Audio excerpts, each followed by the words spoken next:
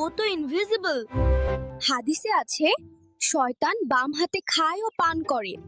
তুমি কি শয়তানের মতো হতে চাও? ইস, না না, আমি শয়তানকে আমার পিৎজা দিব না, এটা আমার পিৎজা। তাহলে তোমাকে কি করতে হবে বাবা? আমাকে ডান হাতে খেতে হবে। আর খুব সহজ। খাওয়ার শুরুতে বলতে হয় বিসমিল্লাহ। আর যদি খাওয়ার মাঝখানে মনে পড়ে যে তুমি শুরুতে বিসমিল্লাহ বলতে ভুলে গেছো, তখন কি বলবে? তখন কি পিৎজা রেখে দিতে হবে?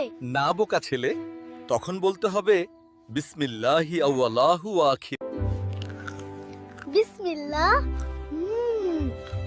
আম্মু, পিৎজাটা দারুণ হয়েছে। যখন কেউ বিসমিল্লাহ বলে, শয়তান তখন সেই খাবার থেকে দূরে সরে যায়। সরি মিস্টার শয়তান, এই পিৎজা শুধু আমার। দেখলে বন্ধুরা, খাওয়ার আগে বিসমিল্লাহ না বললে শয়তান আমাদের খাবার খেয়ে ফেলে। আর সব সময় ডান হাতে খাবে। আল্লাহ হাফেজ বন্ধুরা।